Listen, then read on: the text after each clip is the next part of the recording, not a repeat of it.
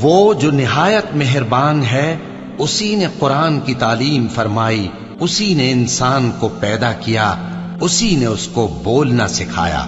سورج اور چاند ایک حساب مقرر سے چل رہے ہیں، اور بوٹیاں اور درخت سجدہ کر رہے ہیں، اور اسی نے آسمان کو بلند کیا اور میزان عدل قائم کر دی کہ اس میزان میں حد سے تجاوز نہ کرو، اور انصاف کے ساتھ ٹھیک تولو اور تول کم مت کرو۔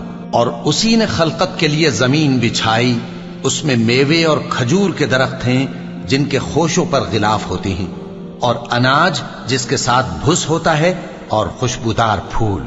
تو اے گروہ جن و انس، تم اپنے پروردگار کی کون کون سی نعمت کو جھٹلاؤ گے؟ اسی نے انسان کو ٹھیکرے کی طرح کھنکھناتی مٹی سے بنایا اور جنات کو آگ کے شعلے سے پیدا کیا، تو تم اپنے پروردگار کی کون کون سی نعمت کو جھٹلاؤ گے؟ وہی دونوں مشرقوں اور دونوں مغربوں کا مالک ہے، تو تم اپنے پروردگار کی کون کون سی نعمت کو جھٹلاؤ گے؟ اسی نے دو دریا رواں کیے جو آپس میں ملتے ہیں، مگر دونوں میں ایک آڑ ہے کہ اس سے تجاوز نہیں کر سکتے، تو تم اپنے پروردگار کی کون کون سی نعمت کو جھٹلاؤ گے؟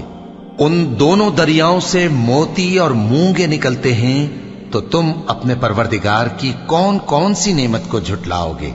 اور جہاز بھی اسی کے ہیں جو سمندر میں پہاڑوں کی طرح اونچے کھڑے ہوتے ہیں، تو تم اپنے پروردگار کی کون کون سی نعمت کو جھٹلاؤ گے؟ جو مخلوق زمین پر ہے سب کو فنا ہونا ہے، اور تمہارے پروردگار ہی کی ذات جو صاحب جلال و کرم ہے باقی رہے گی۔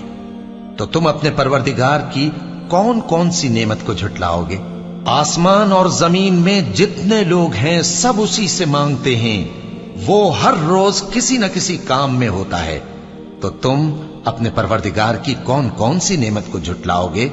اے دونوں جماعتوں، ہم ان قریب تمہاری طرف متوجہ ہوتے ہیں، تو تم اپنے پروردگار کی کون کون سی نعمت کو جھٹلاؤ گے؟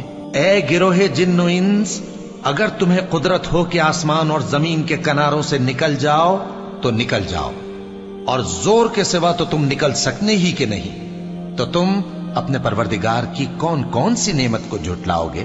تم پر آگ کے شعلے صاف اور دھواں ملے چھوڑ دیے جائیں گے، تو پھر تم ان کا مقابلہ نہ کر سکو گے، تو تم اپنے پروردگار کی کون کون سی نعمت کو جھٹلاؤ گے؟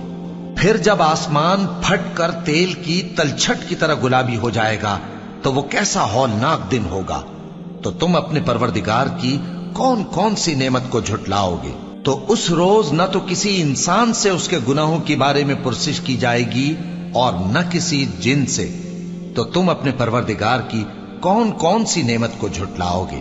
گناہگار اپنے چہرے ہی سے پہچان لیے جائیں گے، تو پیشانی کے بالوں اور پاؤں سے پکڑ لیے جائیں گے، تو تم اپنے پروردگار کی کون کون سی نعمت کو جھٹلاؤ گے؟ یہی وہ جہنم ہے جسے گناہگار لوگ جھٹلاتے تھے، وہ دوزخ اور کھولتے ہوئے گرم پانی کے درمیان گھومتے پھریں گے، تو تم اپنے پروردگار کی کون کون سی نعمت کو جھٹلاؤ گے؟